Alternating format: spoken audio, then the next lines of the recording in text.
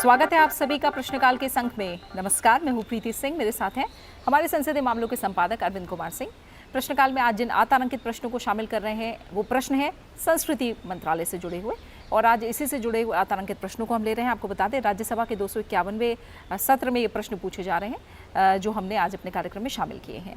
पहला जो प्रश्न अरविंद जी संस्कृति मंत्रालय से जुड़ा हुआ, वो विश्व धरोहर स्थल को लेकर जानकारी मांगी सैयद नासिर हुसैन ने, तो बताइए क्या उत्तर मिला।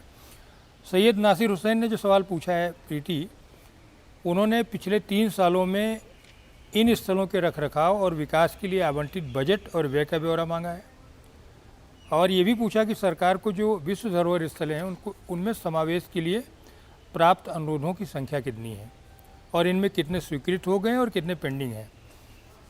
जवाब प्रहलाद सिंह पटेल जी ने दिया, जो कि संस्कृति और पर्यटन राज्य मंत्री हैं, स्वतंत्र प्रभार हैं इनका।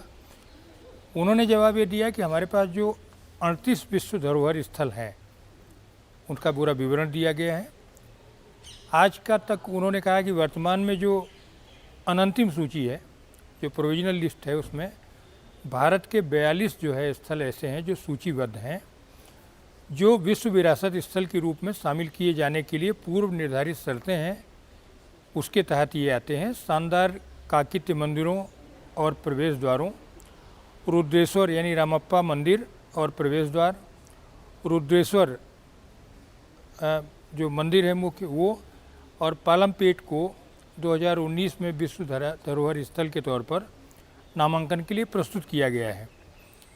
और इसी साल जो है दक्कन सल्तनत के स्मारक किलों और धोलावीरा एक हड़प्पन शहर डोजियरों को भी यूनेस्को को प्रस्तुत किया गया, क्योंकि विश्व धरोहर के रूप में मान्यता कौन सा स्थल या जो धरोहर पाएगी उसका फैसला अंतोगत्वा यूनेस्को में ही, यूनेस्को के द्वारा ही होता है।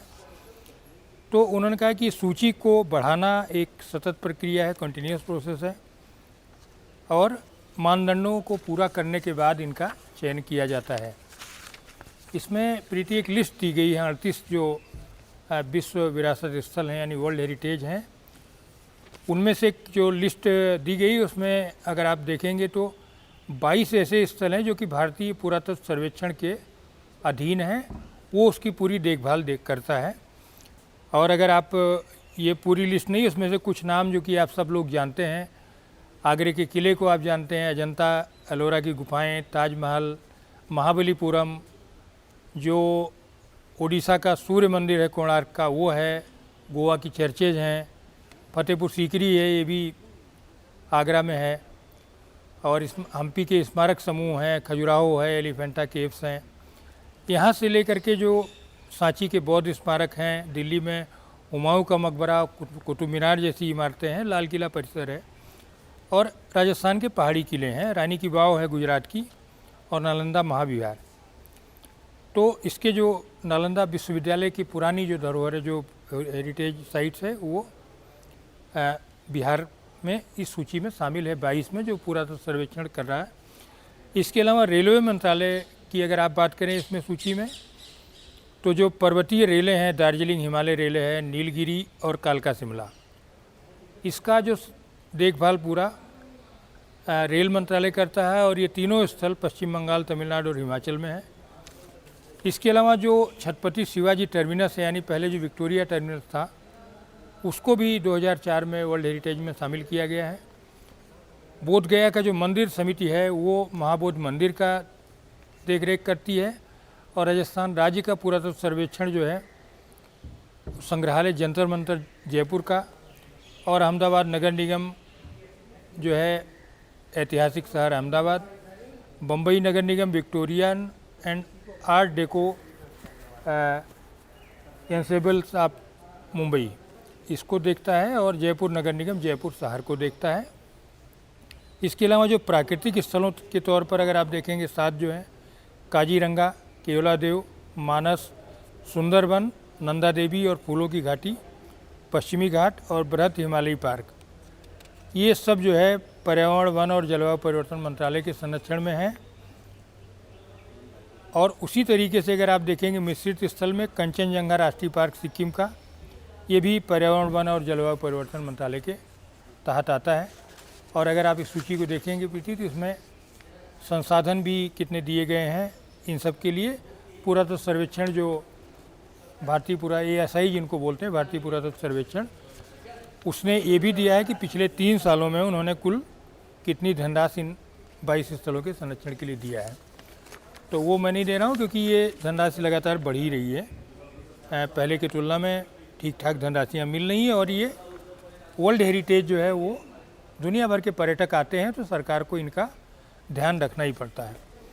अब ये भी बड़ा महत्वपूर्ण सवाल है राकेश सिन्हा जी का, प्रीति, कि जो विदेशी अभिलेखागार हैं यानी जो आर्काइव्स हैं, वहाँ से भारत में जो आर्काइवल पेपर्स हैं उनके हस्तांतरण को लेकर के भारत के बहुत सारे जो बड़े महत्वपूर्ण दस्तावेज हैं दुनिया के कई देशों में हैं, उनको वापस लाने का एक सिलसिला चल रहा है। क्या क्या स्थिति है?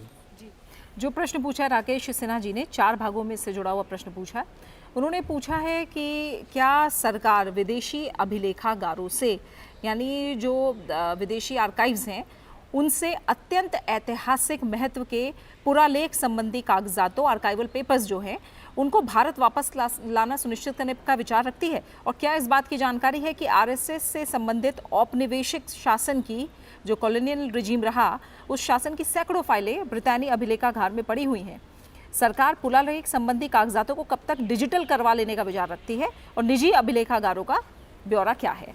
इसका उत्तर जो मिला है मंत्रालय की तरफ से, उन्होंने बताया है कि जो सार्वजनिक अभिलेख अधिनियम 1993 की धारा 3(2) खा है, उसके अंतर्गत अभिलेखागार के महानिदेशक यानी डायरेक्टर जनरल ऑफ आर्काइव्स को उपहार या फिर खरीद या अन्य किसी प्रकार के निजी स्रोत से अभिलेखों को स्वीकार करने का अधिदेश दिया गया है, यानी वो ले सकते हैं इनको। भारत से संबंधित सभी दुर्लभ जो प्रकाशन है उनकी माइक्रो प्रतियां अधिग्रहण करने की महत्वाकांक्षी कार्यक्रम के भाग के रूप में राष्ट्रीय अभिलेखागार यानी NAI ने सांस्कृतिक आदान प्रदान कार्यक्रम, उपहार और खरीद के माध्यम से जो विदेशी अभिलेखागार हैं और विदेश स्थित सांस्कृतिक संस्थाएं हैं, उनसे लगभग 8000 माइक्रो फिल्में एक्वायर करी हैं, अधिग्रहित की हैं। इसके अलावा जो दूसरा प्रश्न उन्होंने पूछा था कि क्या इस बात की जानकारी है कि आरएसएस से संबंधित जो औपनिवेशिक शासन की सैकड़ों फाइलें ब्रिटेन के अभिलेखागार में पड़ी हुई हैं, तो उन्होंने कहा इस संबंध में सूचना एकत्र की जानी है। आगे उन्होंने बताया है कि विदेशी अभिलेखागारों और विदेश स्थित सांस्कृतिक संस्थाओं से जो अधिग्रहित की गई लगभग 8000 माइक्रो फिल्में हैं, उनमें से 1109 माइक्रो फिल्मों को डिजिटीकृत किया जाना है, डिजिटाइजेशन इनका किया गया है। बाकी जो माइक्रो फिल्में हैं वो भी चरणबद्ध तरीके से डिजिटाइज की जा रही हैं। राष्ट्रीय अभिलेखागार के निजी अभिलेख खंड में लगभग 125 संग्रह और 10,000 माइक्रो फिल्में विदेशी अभिलेखागारों और विदेश स्थित सांस्कृतिक संस्थाओं और देश में ही स्थित अभिलेखीय और अन्य अभिरक्षण संस्थाओं से अधिग्रहित माइक्रो फिल्में सहित ये सभी जो डेटा बताया उन्होंने, ये सभी मौजूद हैं यहाँ पर। आगे का जो प्रश्न है अरविंद जी, वो है संकटग्रस्त जो भाषा हैं और बोलियां हैं उनके संरक्षण को लेकर प्रश्न पूछा जोश के मणि जी ने, तो इसमें क्या उत्तर? हाँ बिल्कुल, अगर प्रीति आपने देखा होगा तो हमारे जो उपराष्ट्रपति जी हैं और हमारे सभापति राज्यसभा, वो लगातार जो है उनका फोकस ये रहा है कि मातृभाषा में बच्चों को शिक्षण दिया जाए। जोश के मणि ने जो जानना चाहा है वो पूछा कि 3 सालों के दौरान इन भाषाओं और बोलियों की संख्या कितनी है जो संकटग्रस्त हुई है, पूर्वोत्तर और दक्षिणी राज्यों में जन्मी उन भारतीय भाषाओं और बोलियों की संख्या कितनी है जो संकटग्रस्त अवस्था में है, और इनको संरक्षित करने के लिए क्या कदम उठाए जा रहे हैं। तो इसमें जो मंत्रालय ने जवाब दिया है प्रीति, वो कहा है कि इसके बारे में कोई सूचना नहीं है अगर 3 सालों के अंदर का, लेकिन मानव संसाधन विकास मंत्रालय ने भारत की लुप्त प्राय भाषाओं के संरक्षण और परिरक्षण के लिए एक स्कीम आरंभ की है।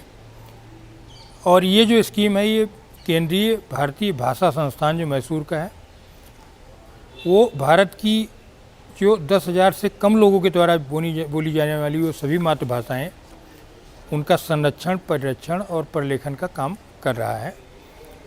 और उसके तहत जो प्राथमिकता के आधार पर पूरे देश भर में 117 लुप्त प्राय भाषाएँ और मातृभाषाओं का चयन किया गया है। और जो मंत्रालय है मानव संसाधन विकास मंत्रालय, उसने यूजीसी की भी मदद इसमें ली है, जो कि लुप्त प्राय भाषाओं के संरक्षण के लिए 2 स्कीमें आरंभ कर चुका है। एक है भारत में देशी और लुप्त प्राय भाषाओं के अध्ययन और शोध के लिए राज्य विश्वविद्यालयों को वित्त पोषण का काम कर रहा है। और दूसरा जो है केंद्रीय विश्वविद्यालयों में जो इस तरह की लुप्तप्राय भाषाएँ हैं उनके लिए केंद्रों की स्थापना।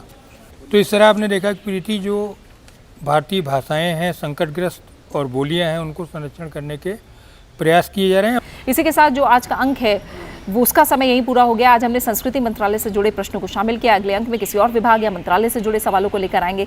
तब तक के लिए मुझे और अरविंद जी को इजाजत दीजिए। नमस्कार।